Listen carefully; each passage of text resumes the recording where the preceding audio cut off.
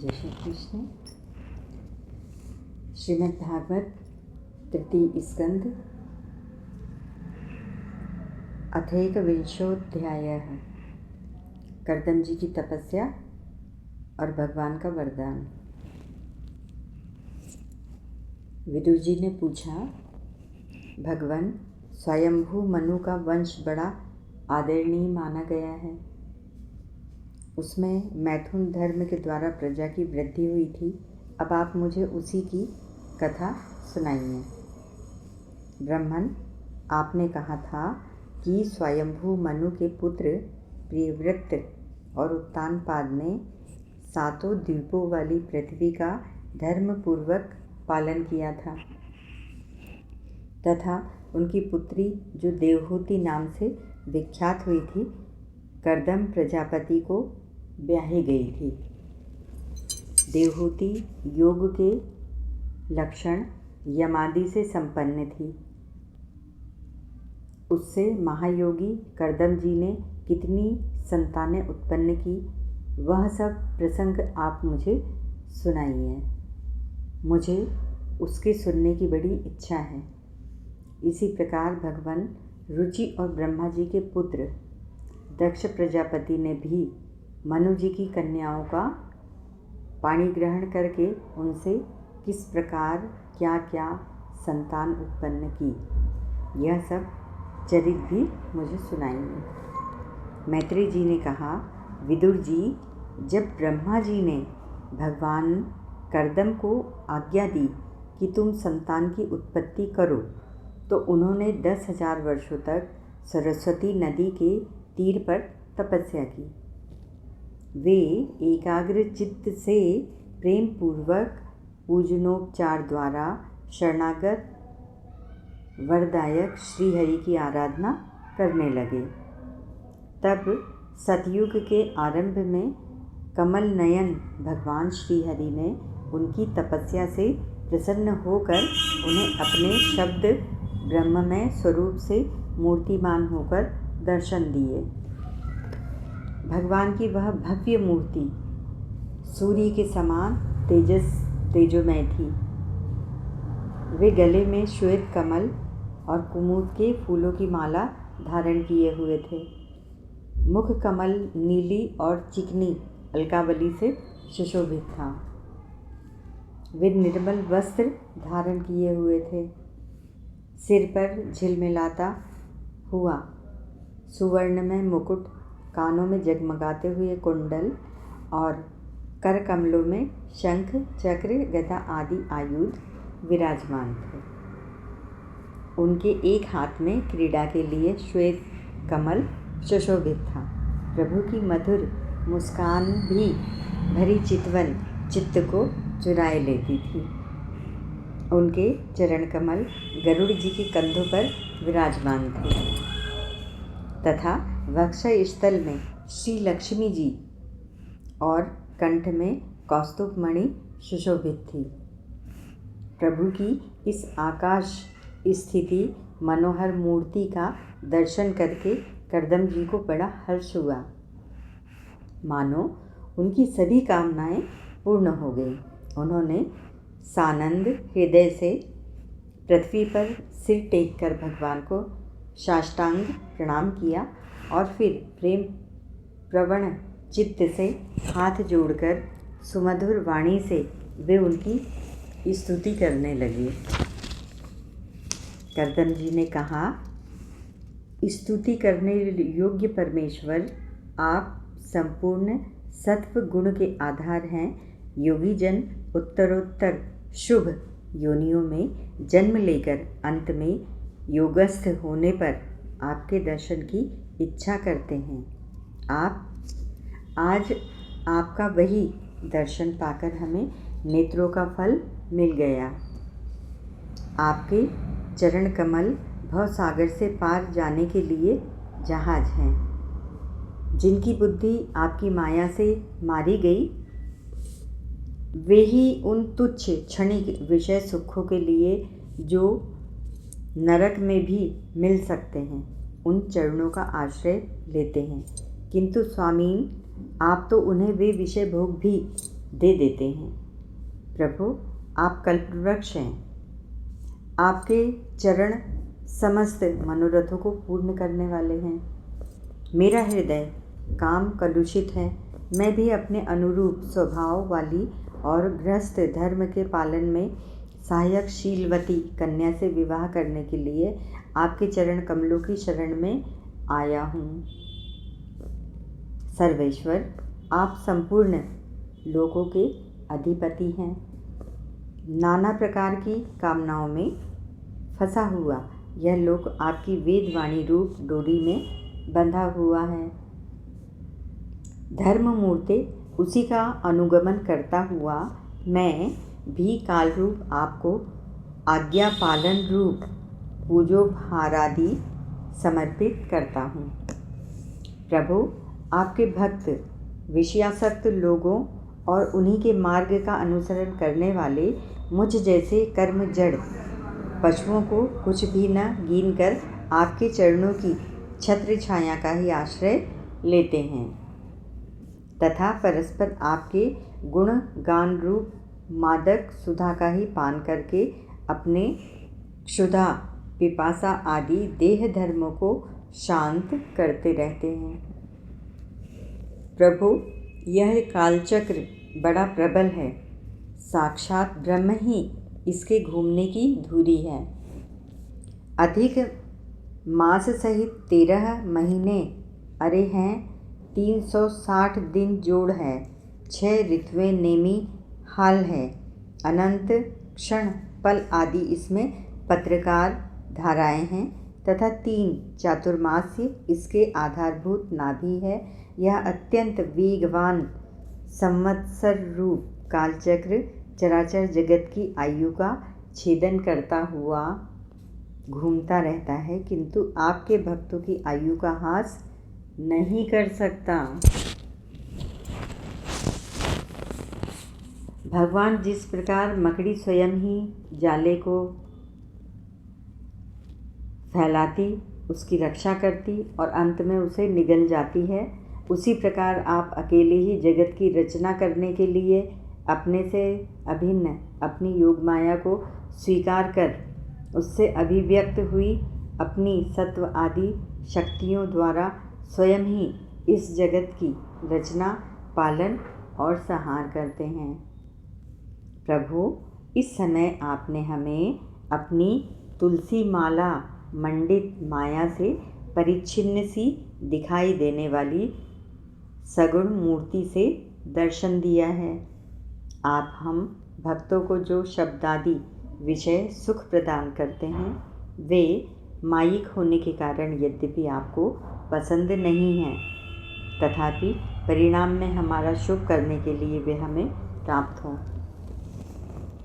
नाथ, आप स्वरूप से निष्क्रिय होने पर भी माया के द्वारा सारे संसार का व्यवहार चलाने वाले हैं तथा थोड़ी सी उपासना करने वाले पर भी समस्त अभिलाषित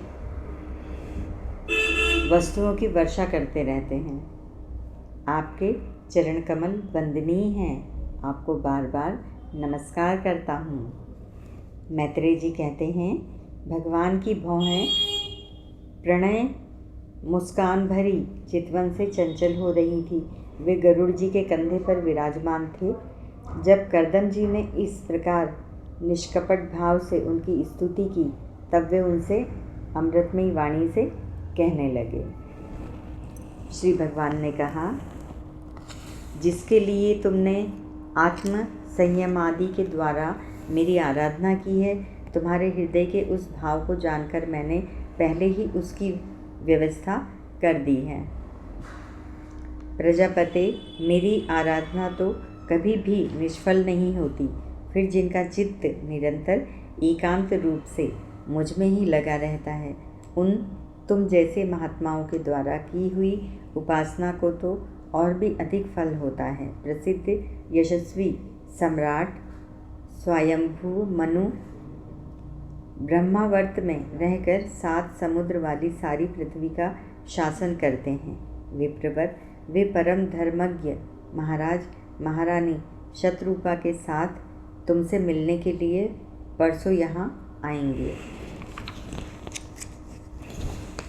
उनकी एक रूप यौवनशील और गुणों से संपन्न श्यामलोचना कन्या इस समय विवाह के योग्य है।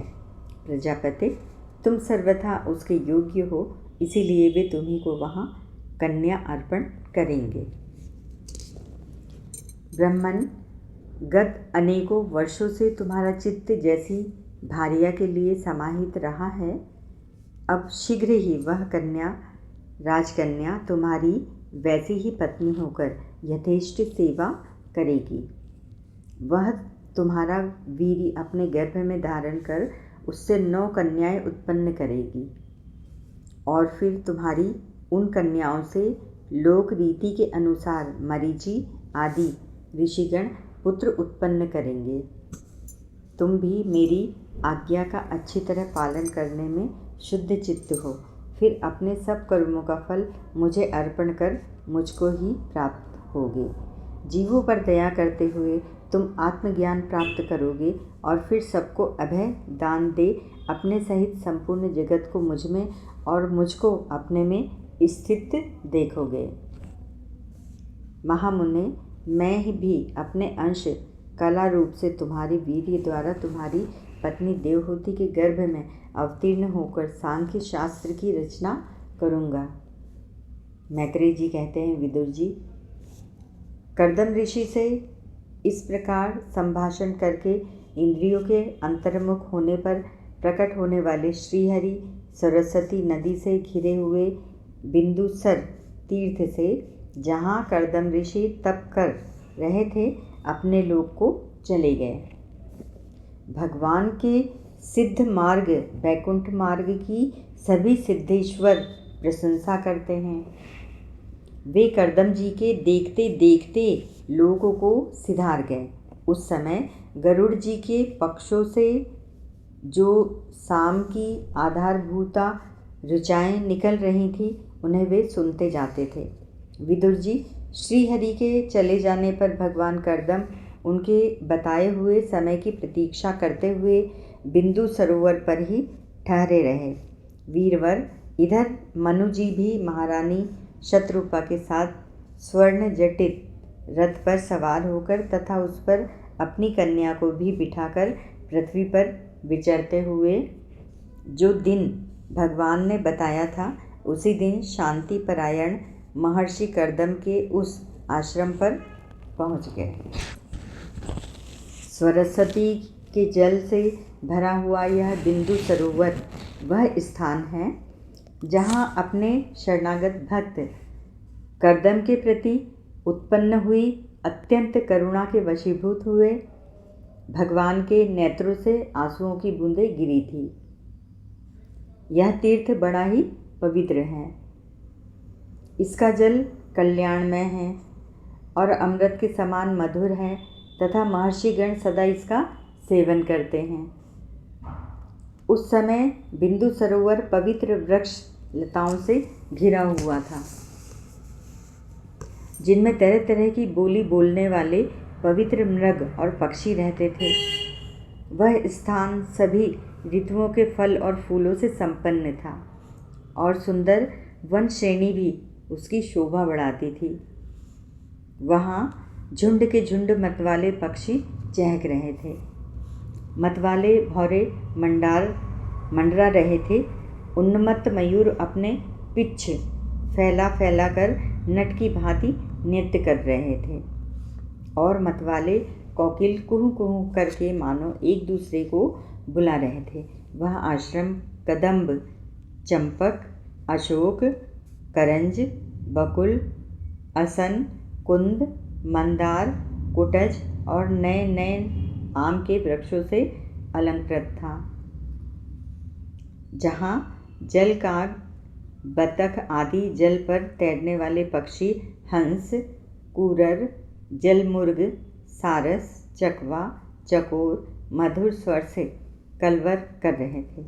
हरिण, सुअर, स्याही, नीलगाय, हाथी, लंगूर, सिंह, वानर, नेवले और कस्तूरी मृग आदि पशुओं से भी वह आश्रम घिरा हुआ था। आदिराज महाराज मुनि ने उस उत्तम तीर्थ में कन्या के सहित पहुंचकर देखा कि मुनिवर कर्दम अग्निहोत्र से निवृत्त होकर बैठे हुए हैं।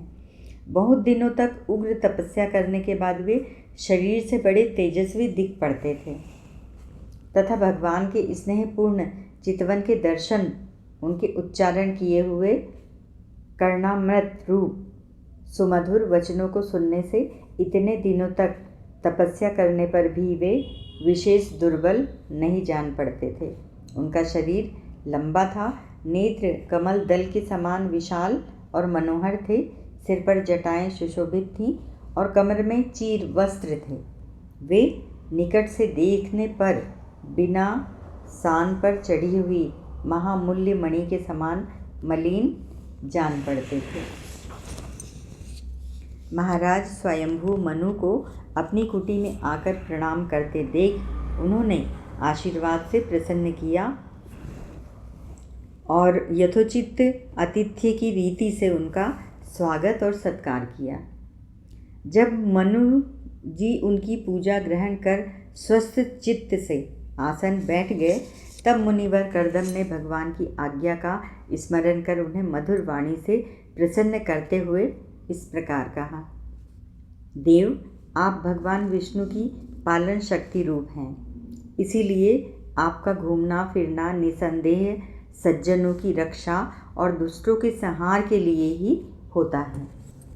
आप साक्षात विशुद्ध विष्णु स्वरूप हैं तथा भिन्न भिन्न कार्यों के लिए सूर्य, चंद्र, अग्नि, इंद्र, वायु, यम, धर्म और वरुण आदि रूप धारण करते रहते हैं। आपको नमस्कार है। आप मणियों से जड़े हुए जयदायक रथ पर सवार हो अपने प्रचंड धनुष की टक्कार करते हुए उस रथ की घरघराहट से ही पापियों को भयभीत कर देते हैं और अपनी सेना के चरणों से रौंदे हुए भूमंडल को कपाते अपनी उस विशाल सेना को साथ लेकर पृथ्वी पर सूर्य के समान विचरते रहते हैं। यदि आप ऐसा न करें तो चोर डाकू भगवान की बनाई हुई वर्णाश्रम धर्म की मर्यादा को तत्काल नष्ट कर देंगे तथा विषय लोलुप निरंकुश मानवों द्वारा सर्वत्र अधर्म फैल जाए। यदि आप संसार की ओर से निश्चिंत हों तो यह लोक दुराचारियों के पंजे में पड़कर नष्ट हो जाएगा। तो भी वीरवर, मैं आपसे पूछता हूँ कि इस समय यहाँ आपका आगमन किस प्रयोजन से हुआ है। मेरे लिए जो आज्ञा होगी उसे मैं निष्कपट भाव से सहर्ष स्वीकार करूँगा। इति श्रीमद्भागवते महापुराणे परमहंसायां संहितायां तृतीये स्कन्धे 21 हरि ओं तत्सत्।